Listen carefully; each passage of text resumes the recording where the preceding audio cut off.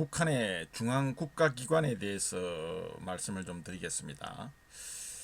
자, 북한의 최고 정책 지도 기관은 국무위원회입니다. 여기 국무위원회 위원장이 김정은이죠.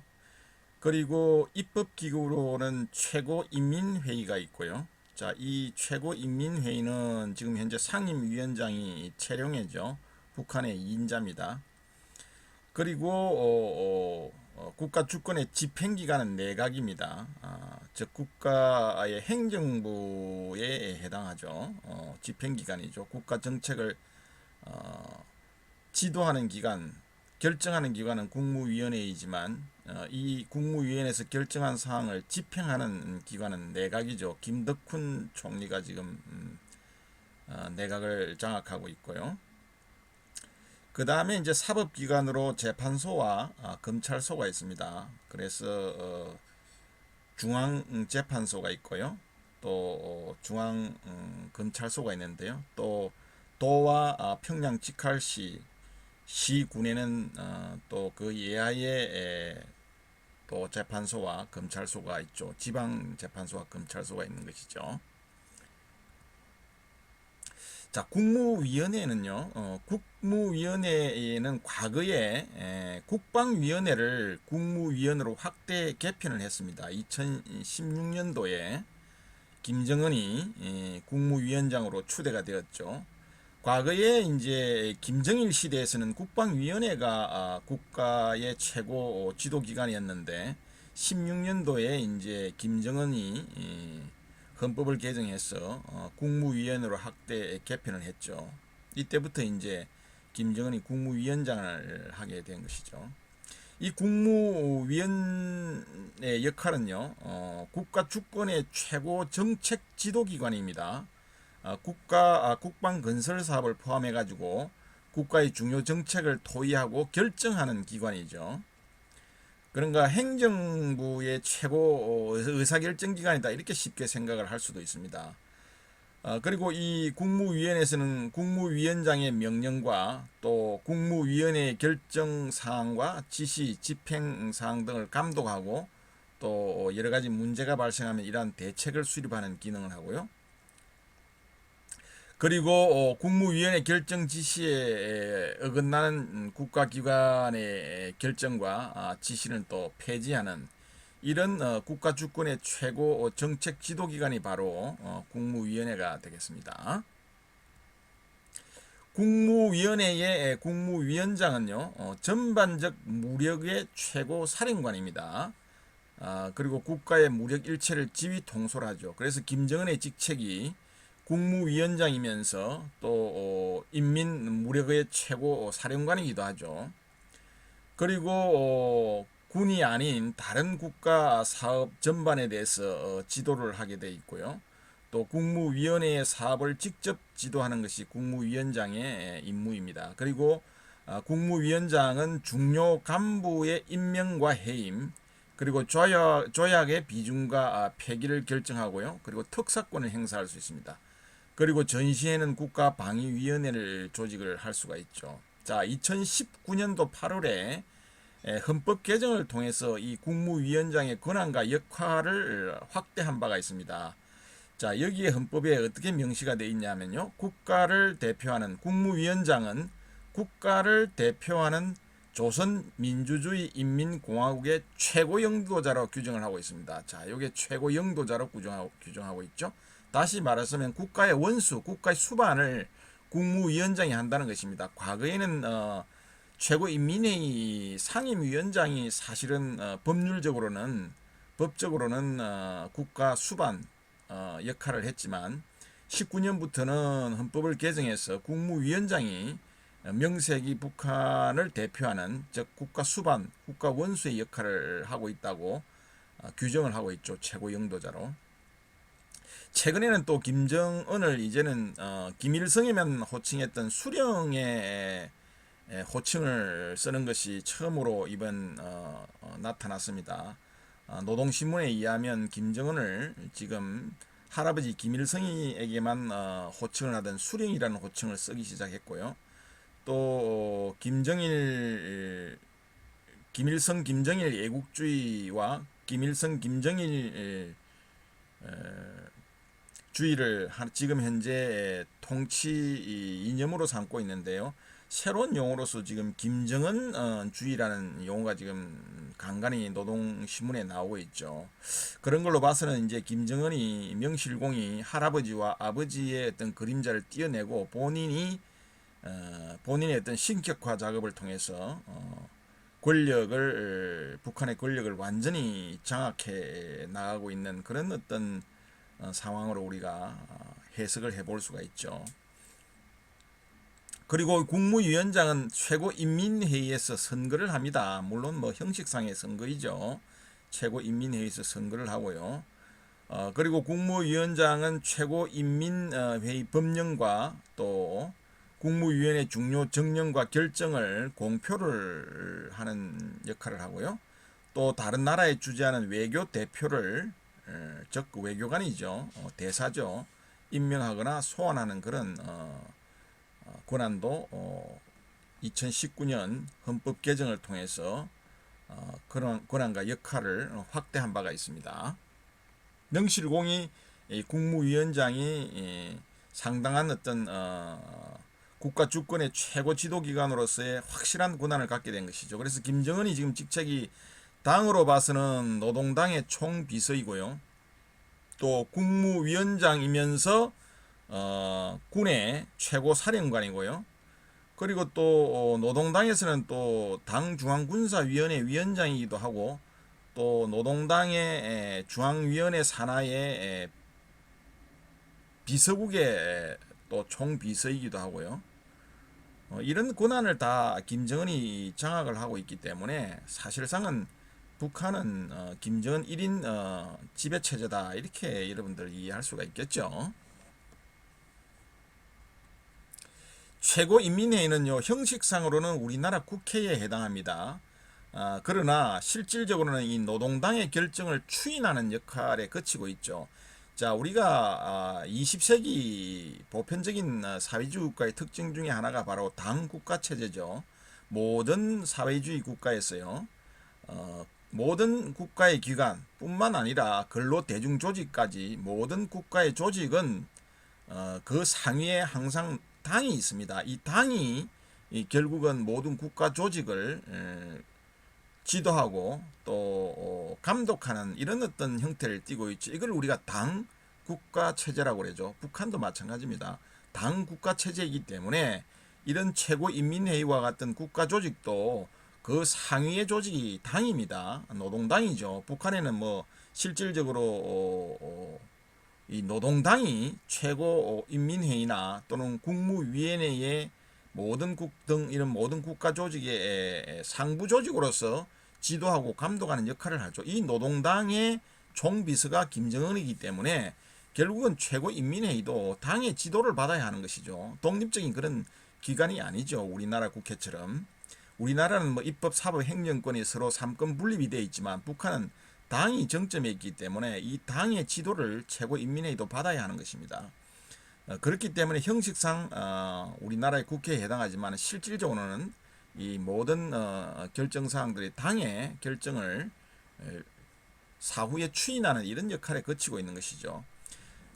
대의원의 임기는 5년입니다. 우리나라 국회의원에 해당하죠. 그리고 1년에 한두 차례 상임위원회를 개최하게 됩니다. 그리고 이 최고인민회의는 형식상으로 명목상으로 의장이 최고의 직책이지만 실질적으로는 최고인민회의의 상임위원회 위원장이 실질적인 권력자입니다. 그래서 북한에서는 김정은이 최고 권력자고요. 의전 서열로 따지면 최고인민회의 상임위원회 위원장, 즉 지금은 최룡해죠. 최룡해가 실질적인 국가 주권의 의전 서열 2위입니다. 그래서 실제로는 최고인민회의 의장은 형식적인 직책이고요. 그래서 권력이 없고요. 상임위원회 위원장이 실질적인 최고인민회의의 대표자로서 권한을 행사한다 이렇게 생각하면 됩니다. 이 최고인민회의의 권한은요 헌법과 법령을 제정하고 또는 뭐 수정을 하는 역할을 하고요. 또 대내외 정책의 기본 원칙을 수립을 합니다. 대내외 정책의 기본 원칙을 수립하죠. 그리고 국무위원회의 위원장과 위원, 그리고 최고인민회의 상임위원장과 위원, 그리고 내각 총리, 그리고 중앙재판소장 등을 선출하고 소환을 합니다. 자, 이게 검찰소장은 임명직이기 때문에 최고인민에서 선출하지 않습니다. 그러나 재판소장은 선출을 합니다. 그리고 내각 총리가 제의를 하면요, 내각의 성원, 즉 우리로 치면 장관에 해당하죠. 이런 내각 성원들을 임명하고요, 또 중앙검찰소장을 임명하고 해임하는 역할을 최고인민회의가 권한을 갖고 있습니다. 그리고 인민경제발전계획과 국가예산을 심의하고 승인하고 또 조약을 비준하고 폐기하는 권한을 최고인민회의에서 행사를 합니다. 자, 법령과 결정은요, 거수, 가결, 과반수 찬성이고요. 헌법을 개정하기 위해서는 대의원의 3분의 2 이상이 찬성을 해야 됩니다. 우리 언론이나 뉴스에서 보면 가끔씩 당원증을 들고 오른손에 들면서 이렇게 의사결정하는 장면들을 보죠. 이게 바로 이제 거수, 가결, 과반수, 거수로서 가결을 결정하는 그런 모습들이 되겠습니다. 여기서 중요한 것은 최고인민회의는 형식상의 우리나라 국회에 해당하는 북한의 입법기구이지만 실질적으로는 노동당의 결정을 추인하는 역할을 한다라는 게 핵심이고요. 그리고 헌법과 법령 제정 수정을 하고요. 그리고 여러 가지 국무위원회 위원장이나 최고인민회의 상임위원장, 내각총리, 중앙재판소장 등을 선출하고요. 그리고 인민경제발전계획과 국가예산심의 승인, 조약의 비준 폐기권을 가지고 있다. 이런 내용들이 핵심적인 내용입니다. 자, 내각은요, 행정기관입니다. 국무위원회에서 결정한 국가의 중요한 사업들을 이 내각에서 실질적으로 임플리멘테이션, 이제 집행을 하는 기관이죠. 그래서 내각의 수장은 총리고요. 그 다음에 총리 밑에 부총리, 그 다음에 각 위원회 위원장, 그 다음에 상이라는 것은 우리나라의 장관에 해당하죠. 여기서는 뭐 미국, 북한 같은 경우는 국방성 그럽니다. 국방성. 우리는 뭐 국방부 하지만 국방성의 국방상, 이렇게 상이라는 것은 그런 의미입니다. 임기 5년이고요. 행정적인 집행기관 기능의 전반적인 국가관리기관의 권한을 가지고 있고요. 자, 국방 분야를 제외한 대부분의 행정 및 경제 관련 사업을 내각에서 집행하고 또 사업을 전반적으로 관리합니다. 자, 국방 분야는요, 여기는 국무위원회에서 직속으로 관장을 하지 내각의 총리가 국방 분야에 대해서는 일절 개입을 하지 않습니다. 이 총리는 최고인민회의에서 앞에서 이야기한 대로 선출을 하고요. 총리는 내각 사업을 조직하고 지도하고 또 정부를 대표하는 기능을 합니다.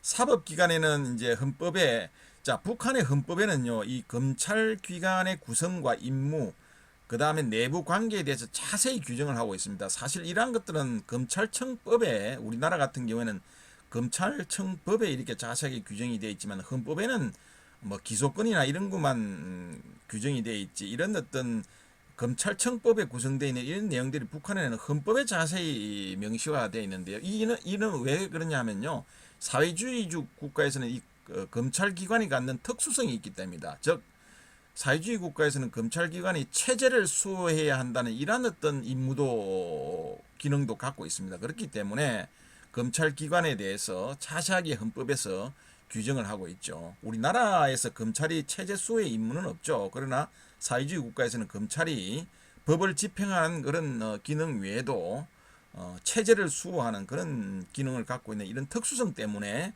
헌법에 자세한 이런 구성과 임무와 내부 어떤 직무에 대해서 자세히 규정을 하고 있는 것입니다. 자, 중앙검찰소, 사법기관은 중앙검찰소가 있고요. 그 다음에 중앙재판소가 있죠. 우선 중앙검찰소 밑에는 도, 시, 군의 지방검찰소가 있고요. 그 다음에 특별검찰소가 있습니다.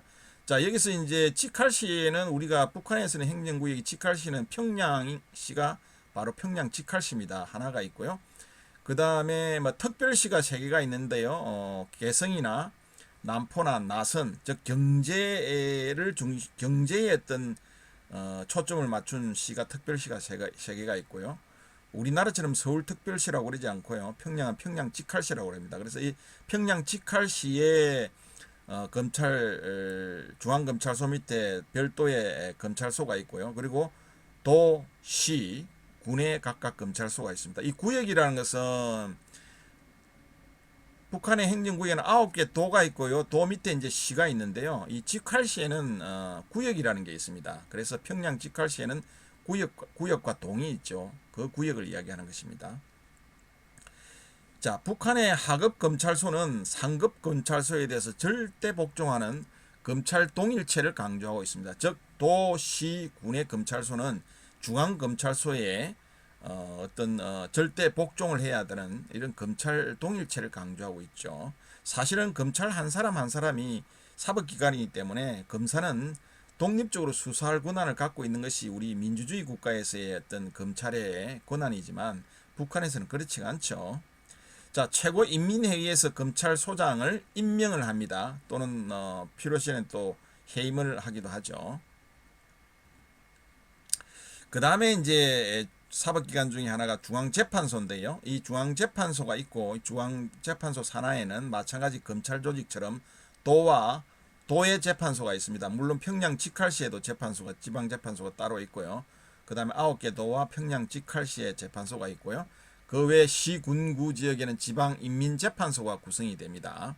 자, 흔히 우리가 이 북한의 이 재판소에는 일명의 2심제입니다. 보통 북한의 일반적인 재판이 2심제로 이루어지고요. 1심의 재판관은 지급 판사 1명하고 인민 참심원이라는 두 사람이 구성이 돼서 재판부가 구성이 됩니다. 인민 참심원이라는 것은 일반 노동자나 농민들의 대표자를 재판관으로 임명을 하는 것이죠. 그래서 지급 재판관 1명과 인민 참심원 2명으로 해서 1심에서는 재판관이 구성이 되고요. 2심에서는 뭐 지급 판사 3사람이 이렇게 구성이 돼서 판결을 합니다. 그래서 우리가 흔히 인민재판하는 의미가 바로 그런 의미입니다. 우리가 인민의 대표를 2명 참심원으로 이렇게 구성을 해서 재판소를 구성하기 때문에 우리가 흔히 인민재판 이렇게 이야기하는 겁니다.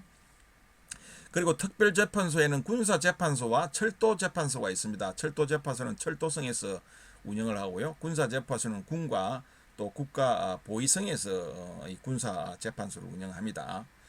중앙재판소는 최고인민회에서 중앙재판소장과 또 최고인민회의 상임위원회에서 판사를 선거합니다. 그러니까 중앙재판소장은 최고인민회의에서 선출을 하고요.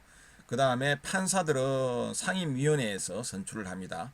그리고 상임위원회에서 인민참시원을 구성하죠. 자, 인민참시원 앞에서 설명한 대로 바로 북한의 1심 재판에서는 1명의 지급판사와 2명의 인민참시원으로 구성이 된다고 그랬죠. 이러한 인민참시원도 바로 상임위원회에서 최고인민회 상임위원회에서 선거를 하는 것입니다. 그래서 이 중앙재판소의 역할은요, 확정된 판결과 판정에 대해서 비상상소 사건을 심리하고요, 또 도재판소와 특별재판소에서 상소 그리고 항의 사건을 심리를 하는 것입니다. 우리나라의 뭐 대법원에 해당한다고 보면 되죠. 자, 재판기관은 당에 예속이 되어 있습니다. 앞에서 설명한 대로 북한은 모든 국가기관이 노동당의 어떤 지도와 또 감독을 받아야 하죠. 이게 당국가 체제라고 그랬죠. 일반적인 어떤 사회주의 국가의 보편적인 하나의 특성이고요. 북한은 예외가 없습니다. 그렇기 때문에 북한의 재판기관은 당에 예속이 되어 있기 때문에 당의 지침을 받아서 운영이 되죠. 그래서 자율적이나 중립적인 어떤 사법적 판단은 제한이 된다. 이렇게 이야기할 수가 있고요. 그리고 군에서 운용하는 특별재판 또 보위성에서 운용하는 특별재판은 단심제로 신속하게 재판이 진행이 됩니다. 예를 들어서 우리가 장성택을 수청했을 때 그때 나흘 만에 이 장성택을 사형 판결을 하고 바로 처형을 했죠. 이것은 바로 특별재판으로 신속하게 정치범들을 숙청하는 이런 어떤 재판의 형태를 띠고 있다 할 수 있겠습니다. 자, 여기에 이제 정부 조직도인데요. 이게 국무위원회가 있고요. 국무위원회 위원장은 김정은이고 당연히. 그 다음에 입법기관인 최고인민회의가 있습니다. 의장이 있고요. 인민회의 상임위원회 위원장이 있습니다. 이 의장은 명목상의 어떤 직책이고요. 권한이 없습니다. 실질적으로. 이 상임위원장이 권한이 있습니다. 그래서 국가 의전설 1위가 이 국무위원장 김정은이고요. 이 2위가 바로 북한의 실질적인 2위 권력자가 바로 상임위원회 위원장입니다. 지금 최룡해죠. 그리고 국무위원회에서 직접적으로 관장하는 국방성과 국가보위성, 우리 국정원에 해당됩니다. 그리고 사회안전성은 우리의 경찰청이죠. 경찰청에 해당되는 조직이죠. 이 세 개 조직은 국무위원회의 산하에 직접적으로 지도를 받게 되어 있습니다. 내각에서 관장을 하지 않습니다. 내각 총리는 이 국방성과 국가보위성, 그다음 사회안전성을 감독하지 않습니다. 이것은 국무위원장이 직접 지도를 하고요. 그리고 이제 국무위원회에서 내각을 지도해서 내각의 총리가 각 위원회와 그리고 각 성을 조직해서 전반적인 국정을 운영해 나가죠. 여기에 이제 뭐 여러 가지 이제 성들이 우리나라의 행정부 장관에 해당됩니다. 뭐 외무성의 이성근이죠. 그리고 뭐 노동성도 있고요, 농업성, 그다음에 수산성, 그다음에 철도성, 체육성 이런 어떤 행정부가 있습니다.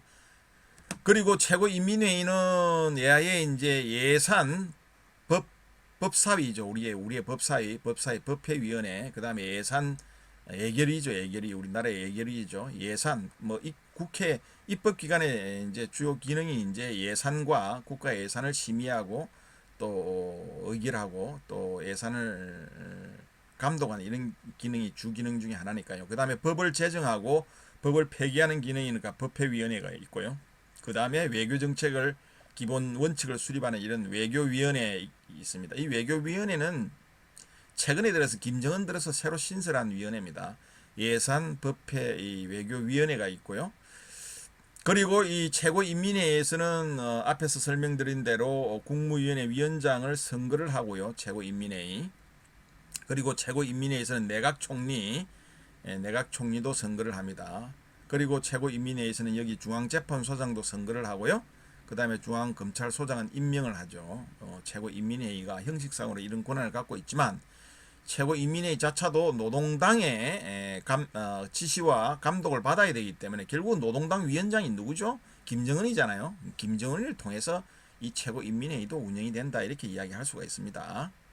그리고 요거는 좀 잘못됐어요. 없는 것으로 생각하기 바랍니다. 이건 좀 도표가 잘못됐고요. 노동당 조직인데 여기에 지금 들어와 있어가지고 조금 그림이 잘못됐습니다. 그리고 중앙재판소 산하에는 이제 도시군의 재판소가 있고요. 중앙검찰소 산하에 도시군의 지방검찰소가 있습니다. 물론 평양 직활시에는 별도의 재판소와 또 검찰소가 따로 있고요. 이런 식으로 이제 북한의 중앙정부기관이 구성이 되어 있습니다. 자, 오늘 북한의 중앙 정부기관에 대해서 설명을 드렸는데요. 결국은 뭐 국무위원회 위원장이 모든 권한을 가지고 북한의 어떤 중앙국가기관을 운영한다 이렇게 여러분들 이해할 수가 있겠죠. 자, 오늘 강의는 여기서 마치고요. 경청해 주셔서 감사합니다.